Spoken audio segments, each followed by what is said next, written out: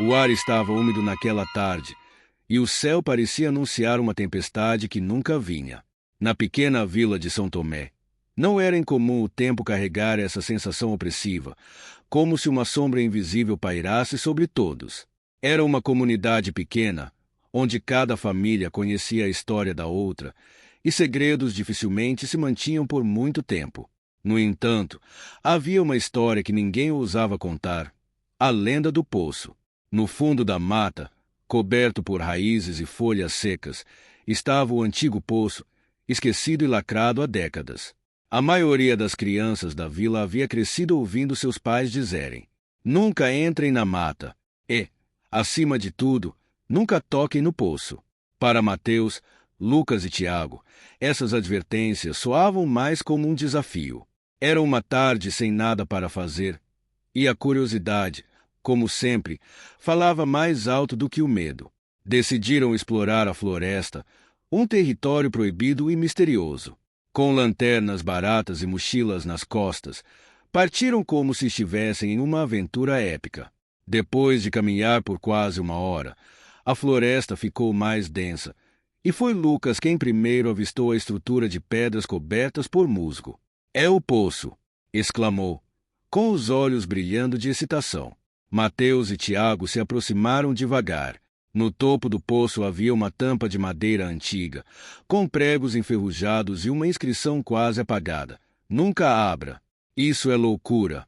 A gente não devia estar aqui, murmurou Tiago, já arrependido. Ah, para! Não vai acontecer nada. Lucas sorriu, enquanto tirava uma pedra do chão e batia contra a tampa. Mateus, hesitante, observava enquanto Lucas forçava a tampa a se soltar. Um rangido agudo ecoou pela mata quando a madeira cedeu, expondo uma escuridão profunda. Era como se o poço não tivesse fundo, uma escuridão que engolia a luz das lanternas. Então veio o som. Ploc! Algo se mexeu lá dentro. Uma gota de água ou algo vivo. Vamos embora!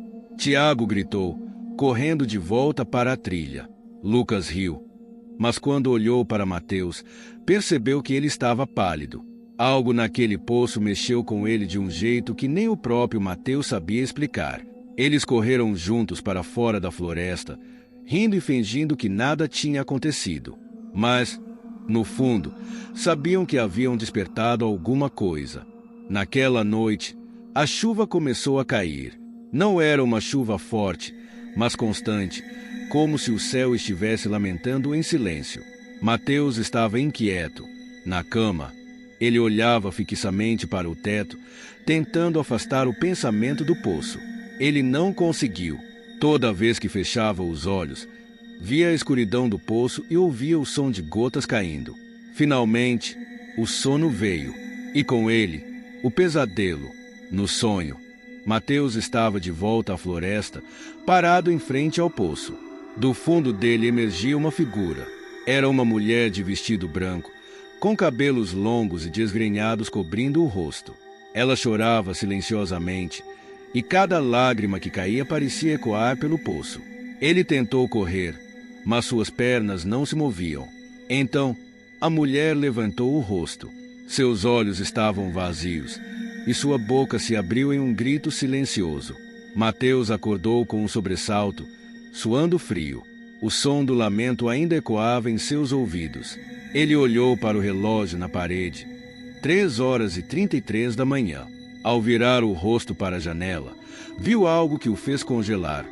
Uma poça de água estava no meio do quarto. Ele não sabia como aquilo era possível, mas seu instinto dizia que estava tudo ligado ao poço. No dia seguinte, Mateus contou aos amigos sobre o pesadelo. Lucas riu e disse que ele estava apenas impressionado com a floresta. É só sua cabeça pregando peças. Cara, relaxa. Mas Mateus não conseguia. A sensação de que algo estava errado continuava a assombrá-lo. Decidiu, então, conversar com Dona Isabel, a avó de Lucas, conhecida por ser a mais velha da vila e por saber de histórias antigas que ninguém mais contava. O poço, ela murmurou, assim que Mateus mencionou o assunto. Seus olhos, antes cheios de doçura, se encheram de medo. Vocês abriram aquilo. Ela contou que, há mais de 100 anos, uma jovem chamada Helena foi acusada de bruxaria. Diziam que ela havia amaldiçoado várias famílias da vila. Para se livrarem dela, os moradores a jogaram no poço e o lacraram, acreditando que isso acabaria com a maldição. Mas antes de morrer, Helena proferiu suas últimas palavras: todo aquele que ouvir meu lamento pagará com a própria vida. Dona Isabel disse que as pessoas pararam de falar sobre o poço, tentando esquecer a maldição. Se vocês ouviram o lamento, é tarde demais. Ela vai querer vocês, um por um. A primeira morte foi de Tiago. Encontraram seu corpo em casa, deitado na cama, com uma expressão de puro terror no rosto. Seus pais disseram que ele estava molhado, como se tivesse sido submerso em água. Mas não havia sinais de alagamento na casa. Depois de Tiago, outras pessoas da vila começaram a desaparecer. Sempre que alguém sumia, uma poça de água aparecia na entrada de suas casas. As mortes pareciam seguir um padrão. Todos aqueles que sabiam sobre o poço estavam marcados. Mateus sabia que era apenas uma questão de tempo até Helena vir atrás dele. Mateus não conseguia mais dormir. Toda vez que fechava os olhos, Helena aparecia em seus sonhos. Cada vez mais próxima, cada vez mais real. A imagem da mulher de vestido branco o perseguia pelas ruas desertas da vila, enquanto seus sussurros ecoavam como um vento gelado.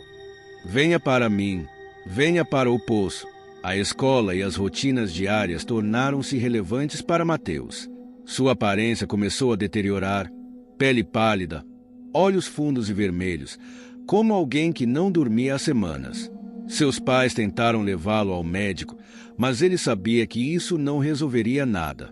O problema não era físico, era algo muito mais profundo, algo que ele não conseguia explicar para ninguém. Lucas, que no começo fazia pouco caso da situação, também começou a sentir os efeitos da maldição. Ele não contou nada para Mateus, mas sabia que a entidade estava atrás dele também.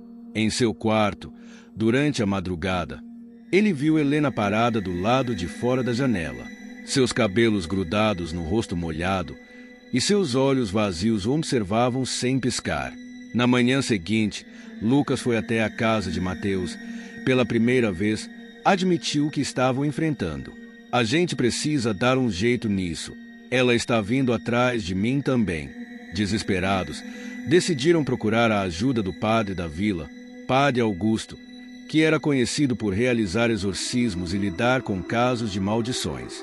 Padre Augusto ouviu a história com paciência, mas seu rosto se endureceu ao final. Ele sabia da lenda de Helena e da maldição do poço.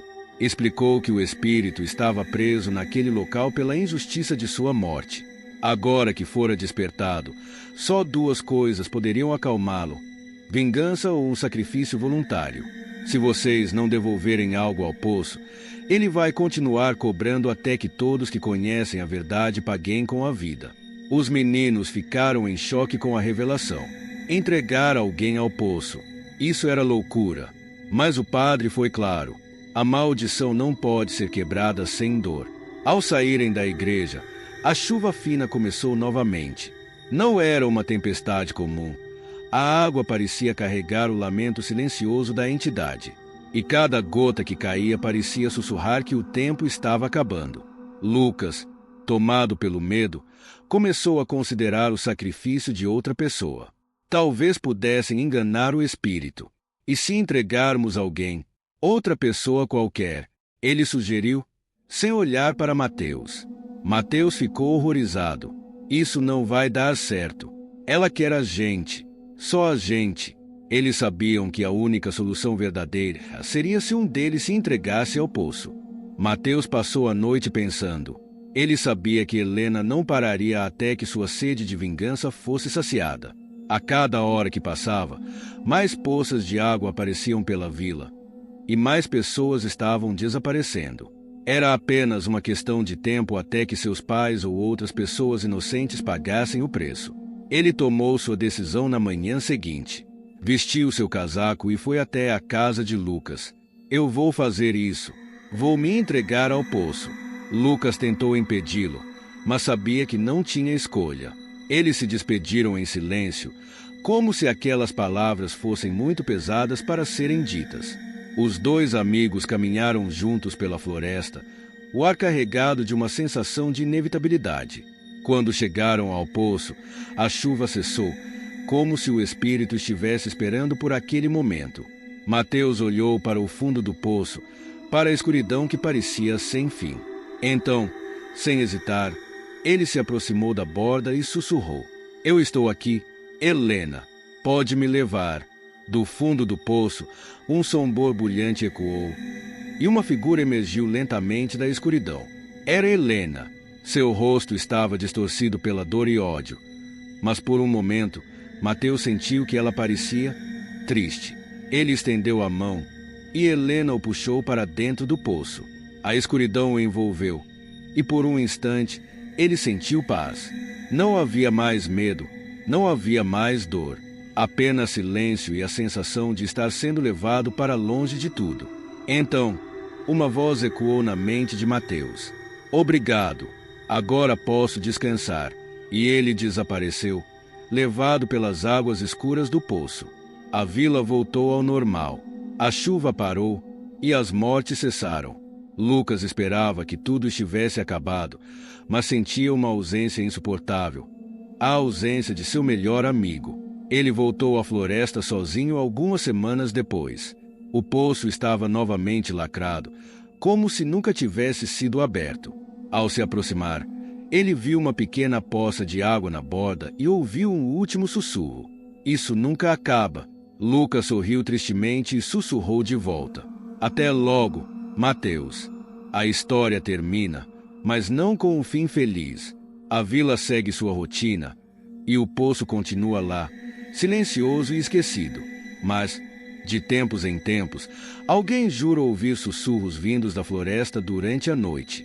E todos sabem que um dia, alguém, por curiosidade ou descuido, abrirá o poço novamente.